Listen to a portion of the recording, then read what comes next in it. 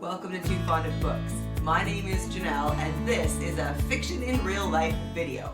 In this series, I pair a non-fiction book with a fiction book about the same topic. I find it really interesting to learn historically about something and then to read a fiction book about the same event or person. I find that really fascinating. So for today's video, I have paired London Fog, the Biography by Christine L. Corton with London Particular by Christianna Brand. I am going to start with the non-fiction by Christine L. Corton, London Fog, the Biography. The focus of this book is not the scientific causes of the fog in London, but how the fog was used in contemporary literature and art. And so that was really fascinating about this book. The author starts in the 1800s and moves to the 1950s when the fog finally disappeared for good. Just a note here, the author goes into detail when talking about how the novels make use of fog. So, spoiler warning, when you're reading this, if you get to a book that you have not read yet but you are interested, I would just skip ahead until she's on to something else because she spoils freely in order to make her point. The first chapter is The Birth of London Fog. London has always been susceptible to mist and murk. True London fog, thick, yellow, and all-encompassing, was born in the 1840s, when the city's rapid expansion multiplied the number of domestic coal fires and mingled their smoke as it poured out into the atmosphere with the noxious emissions of factory chimneys and workshops in the early stages of the Industrial Revolution in the capital. It reached maturity in the 1880s, when its repeated visitations during the winter months caused widespread social anxiety and nervous concern about crime and disorder, and inspired many writers to treat it as a looming presence, alive and malignant. And it began a long decline already before the First World War, diminishing in frequency and density until legislators could no longer tolerate the dangers it posed to health and began to take decisive measures to control it. In 1962, it finally died, killed off by the Clean Air Act, passed by Parliament a few years before. London fog created confusion and fear. The British caricaturist George Cruikshank, who famously illustrated some famous Victorian novels, reveals this aspect in an 1819 print. And I've got the picture here I want to show you. Foggy Weather by George Cruikshank. This hand-colored etching was published on December 29th, 1819, at the height of the foggy season. A woman is in danger of having her neck severed by a man's foot, while her skirts look as though they might be set alight by a torch. A ladder also poses a threat in the center, while oncoming horses and carriages are a menace to everyone. The Linklighters are taking the opportunity to pick pockets. Confusion reigns as coaches and horses collide with people in the foggy streets. Cruikshank's print is a comic interpretation of the impact of fog on London's streets. But as fogs grew thicker and more frequent, people began to view the confusion they created more with trepidation and horror than with humor. Some people at least were aware of the dangers to health too. A tomb in Kensal Green Cemetery testified to the recognition by some that fog could cause serious damage to people's health. It commemorates L.R., who died of suffocation in the Great Fog of London, 1814. And that's a quote from pages 10 and 11 in the book. There are names given to the London's fog. We are maybe most familiar with the pea souper, especially in Victorian London, Sherlock Holmes era. I think we're really familiar with that term. It's a real pea souper. Dickens popularized the term London ivy in Bleak House. I have not read Bleak House yet. I've never heard of that term for a fog. but London ivy was well used. And then London particular, which is what Christianna Brand took for her book. And then there's a great picture here on page 24.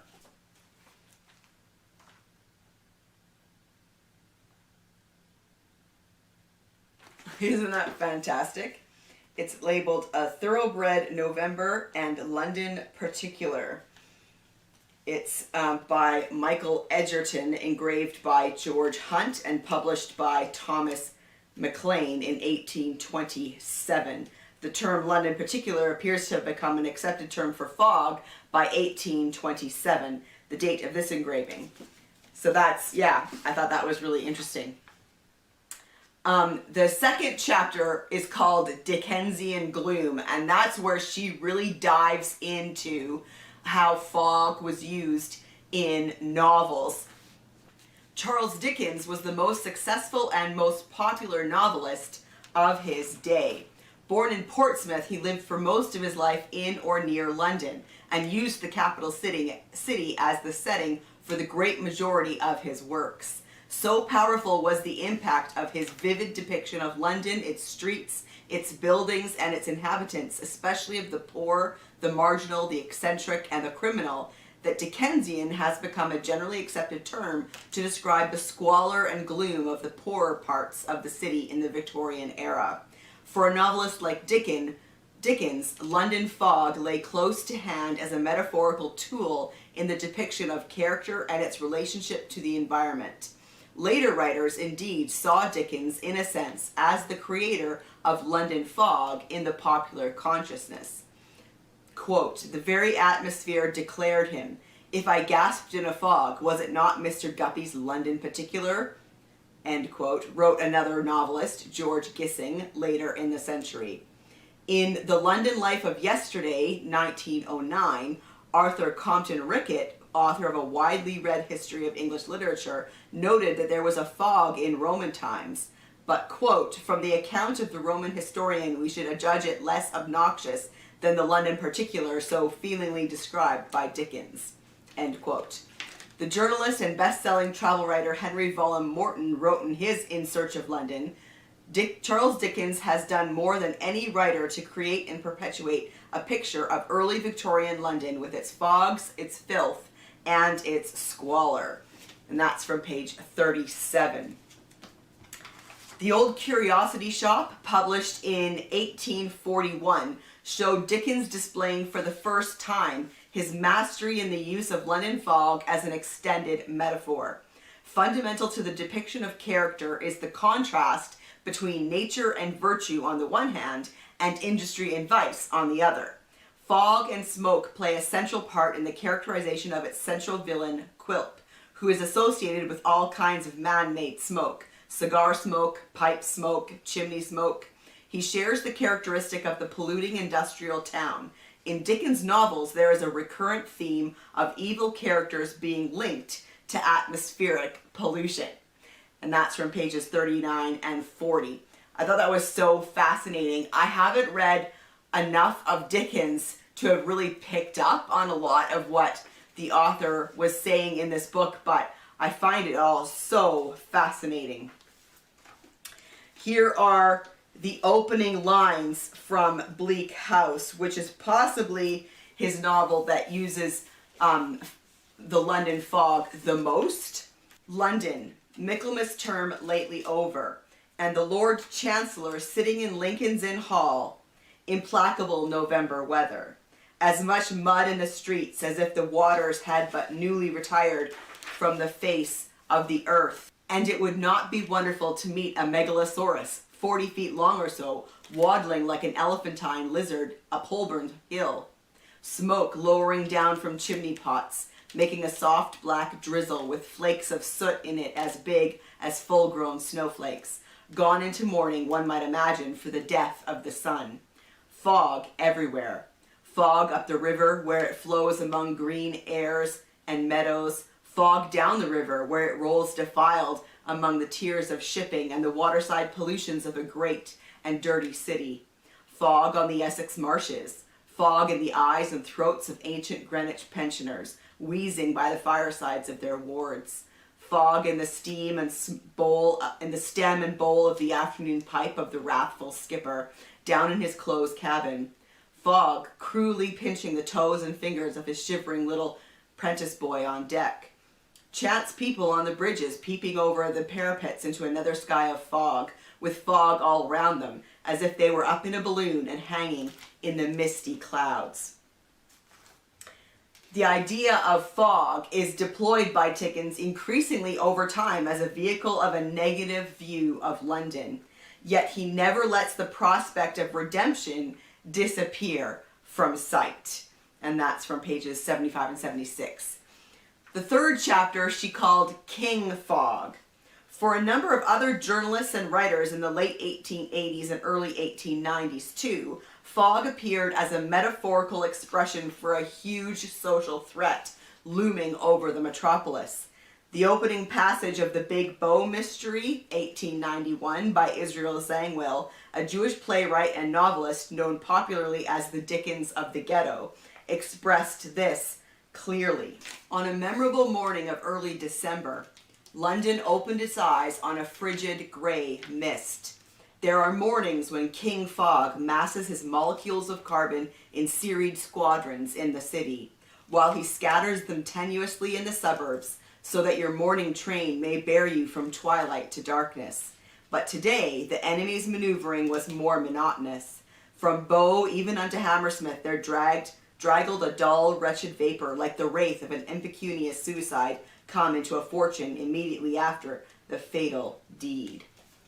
Chapter 4 is titled Women in Danger. Chapter 5 is The View from Abroad. This was really interesting, talking about people from America and Europe and their view of London at the time. While Hawthorne found London fog a stimulus to moralistic reflection, the humorist Mark Twain saw in it, by contrast, an opportunity for joking.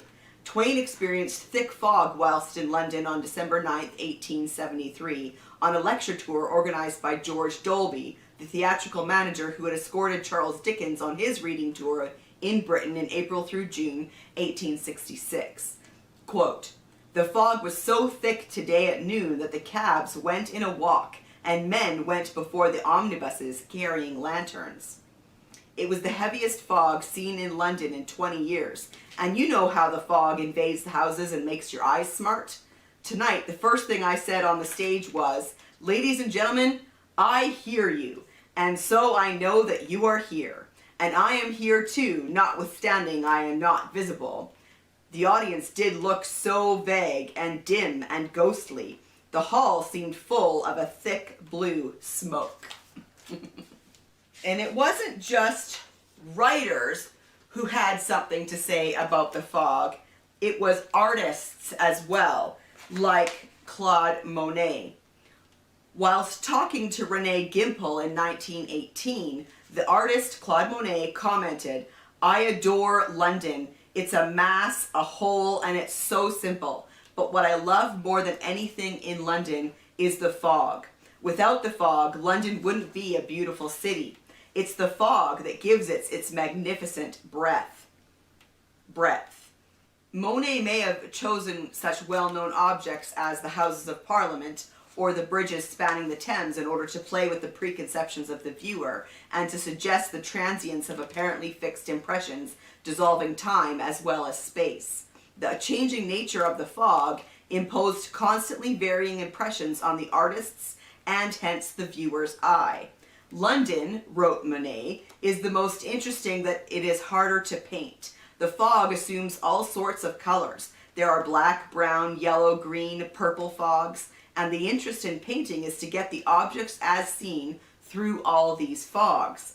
My practiced eye has found that objects change in appearance in a London fog more and quicker than in any other atmosphere, and the difficulty is to get every change down on canvas. From treating fog not as an objective phenomenon, but in terms of its impact on the perceptions of the observer, it was only a short step to divorcing it from reality altogether."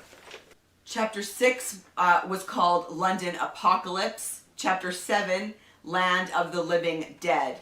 Perhaps the most sustained literary exploitation of London fog through the early decades of the 20th century was in John Galsworthy's popular novel series of novels, The Forsyte Saga, published in 6 volumes between 1906 and 1921. And this is from page 245. And the author went into great detail showing how that was true.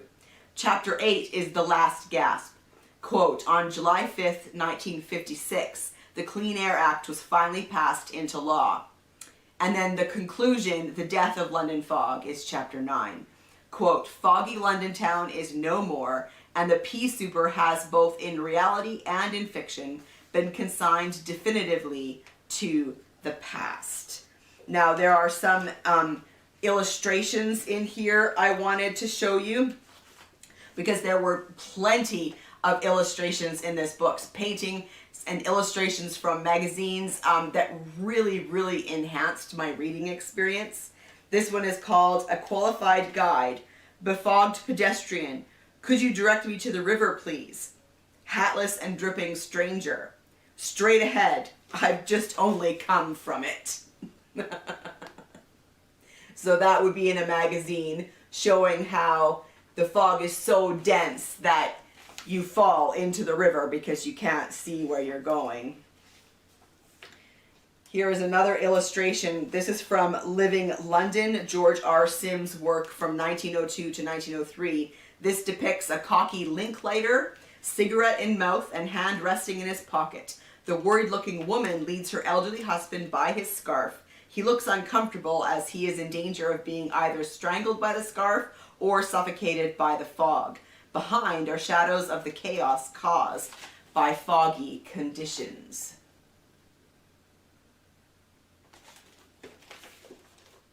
All right, and then just one more. I could show you plenty, but I'll leave it at that. This is The Haymarket Winter, an evocative photograph by James A. Sinclair, taken in 1913. Its grainy quality and yellow tinge certainly match the reality of the fog. A man in the foreground may be selling hot chestnuts, the fumes adding to the murk. The dome of St. Paul's shows through the smoke and fog with a pale sun shining above. So I really did enjoy this read of London Fog, the biography. I buddy read it with Donna, one of my fantastic subscribers that I buddy read a lot with, and we had a really great time talking about this book and just how interesting it was to look at contemporary literature and art and look at how they used it in their own mediums. Yeah, it was really fascinating. Okay, London Particular by Christianna Brand is one of the books that the author talks about in London Fog. And here is a quote. This novel was published in 1952, but in March of that year, so it could not have been informed by the great fog in December. It illustrates how past fogs, even of a lesser magnitude, could provide a creative stimulus, especially in detective fiction. Brand's crime novel, London Particular, was retitled Fog of Doubt for the US market, indicating that the publisher doubted that her American readership would know what a London Particular was, and wanted to point more forcibly to the thematic use of the London fog as background to the crime. In the introduction to the reissue of the novel in 1988, P.D. James writes that Brand has written that this is her favorite among her novels. From this later perspective, P.D. James feels the need to describe a London Particular. And if any younger readers wonder whether the London Particular was as impenetrable as here depicted, I can assure them from personal experience that it was.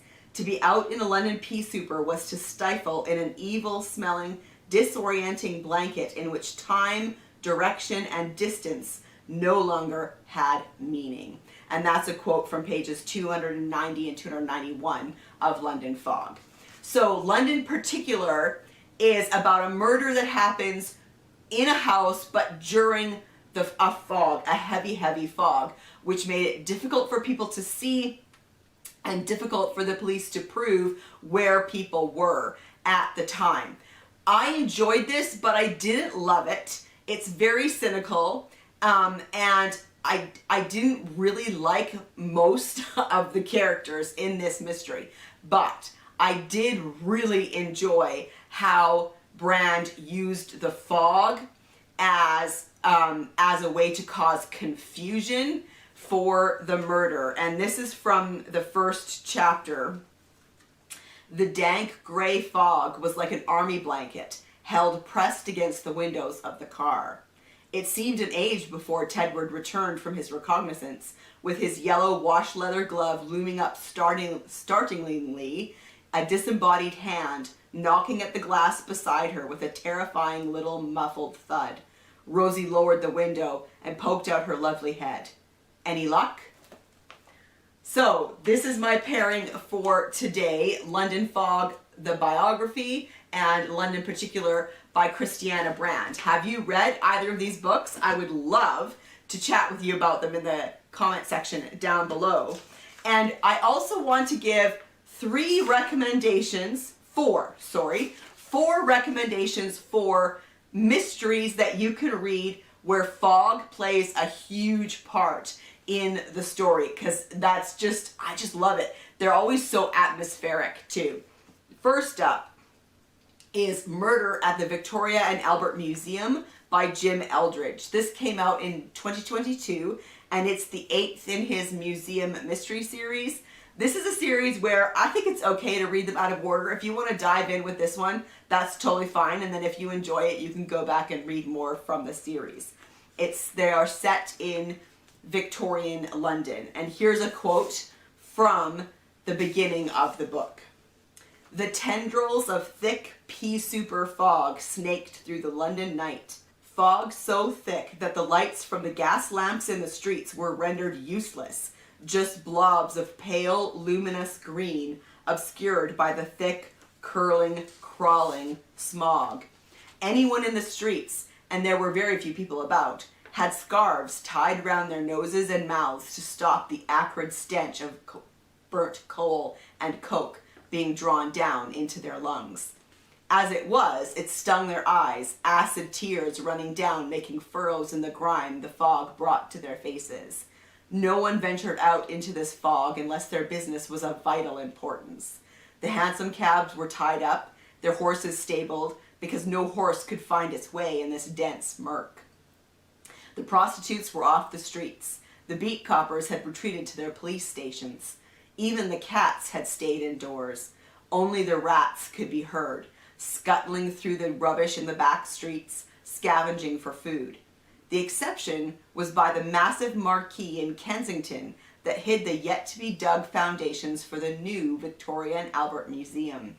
Inside, the body of a man was laid to rest on the cobbled ground.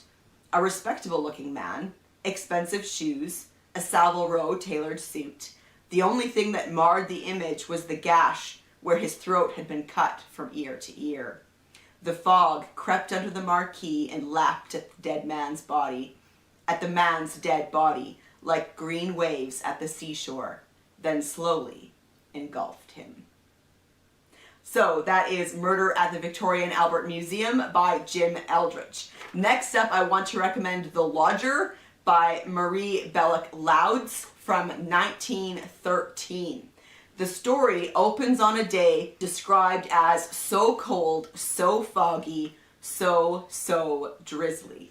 The fog plays a huge part in this story about a landlady who has suspicions about her lodger. It's a short book and it is well worth a read.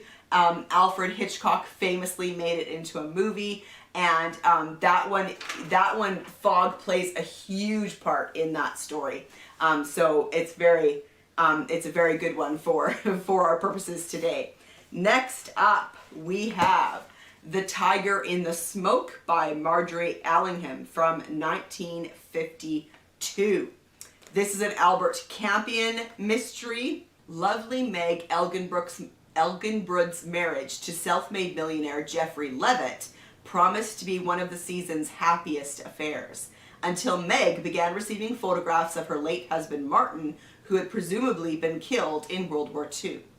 Either Martin was still alive, or someone was going to a lot of trouble to make Meg think he was. Luckily, Meg could call upon the services of her old friend Albert Campion to get to the bottom of things. For Campion, the case seemed cut and dry until a brutal triple murder in the office of Martin's solicitor turned wedding bells to death knells and left Campion with one burning question: who was the best man for murder? And to give you an idea of why I am recommending this one in a video about London fog, this is from chapter 1. "It may be only blackmail," said the man in the taxi hopefully. The fog was like a saffron blanket soaked in ice water. It had hung over London all day, and at last was beginning to descend. The sky was yellow as a duster, and the rest was a granular black, overprinted in gray and lightened by occasional slivers of bright fish color as a policeman turned in his wet cape. Already the traffic was at an irritable crawl. By dusk it would be stationary. To the west, the park dripped wretchedly, and to the north, the great railway terminus slammed and banged and exploded hollowly about its affairs. Between lay winding miles of butter-colored stucco in every conceivable state of repair. The fog had crept into the taxi, where it crouched panting in a traffic jam. It oozed in ungenially to smear sooty fingers over the two elegant young people who sat inside. They were keeping apart self-consciously, each stealing occasional glances in the same kind of fear at their clasped hands resting between them on the shabby leather seats. So, yeah, The Tiger in the Smoke is one of the better, I think, of the Albert Campions, and is a great recommendation if you want a book where the London fog plays a big role in the story. And then last but not least is The Big Bow Mystery by Israel Zangwill from 1892. It is a masterpiece of the form, as compelling a story today as when it was first published. The author has produced a seminal crime novel, the original Locked Room Mystery. With a flair for storytelling and a literate style comparable to his contemporary Charles Dickens, Israel Zangwill concocts a heady satire of Victorian England, setting his scene in London's picturesque Bow district. His hero is the colorful retired police inspector Grodman, whose egotism and brilliance bear striking resemblance to that most famous 19th century fictional sleuth, Sherlock Holmes. And I already read a little bit from the beginning, but I wanted to read just a little bit more than what was read before. On a memorable morning of early December, London opened its eyes on a frigid gray mist. There were mornings when King Fog masses his molecules of carbon in serried squadrons in the city, while he scatters them tenuously in the suburbs, so that your morning train may bear you from twilight to darkness. But today, the enemy's maneuverings was more monotonous. From Bow even unto Hammersmith, there draggled a dull, wretched vapor, like the wraith of an impecunious suicide come into the fortune immediately after the fatal deed. The barometers and thermometers had sympathetically shared its depression, and their spirits, when they had any, were low. The cold cut like a many-bladed knife. Mrs. Drabdump of 11 Glover Street, Bow, was one of the few persons in London whom fog did not depress. She went about her work quite as cheerlessly as usual. She had been among the earliest to be aware of the enemy's advent, picking out the strands of fog from the coils of darkness the moment she rolled up her bedroom blind and unveiled the somber picture of the winter morning. She knew that the fog had come to stay for the day at least, and that the gas bill for the quarter was going to beat the record in high jumping. She also knew that this was because she had allowed her new gentleman lodger, Mr. Arthur Constant, to pay a fixed sum of £1 a week for gas, instead of charging him a proportion of the actual account for the whole house. The meteorologists might have saved the credit of their science if they had reckoned with Mrs. Drabdump's next gas bill when they predicted the weather and made snow the favorite, and said that fog would be nowhere. Fog was everywhere, yet Mrs. Drabdump took no credit to herself for her prescience. Mrs. Drabdump indeed took no credit for anything, paying her way along doggedly and struggling through life like a wearied swimmer trying to touch the horizon. That things always went as badly as she had foreseen did not exhilarate her in the least. So you can tell from that first paragraph that fog plays an important part in the story. You should also be able to tell that the author has quite the sense of humor. There are definitely some funny moments in this one as well. So I would love to know in the comment section down below if you can recommend a book where fog plays a pivotal role in the story, either figuratively or metaphorically or actually. I would love to know if you have a favorite where fog plays an important role. And I will see you for another video soon. Bye.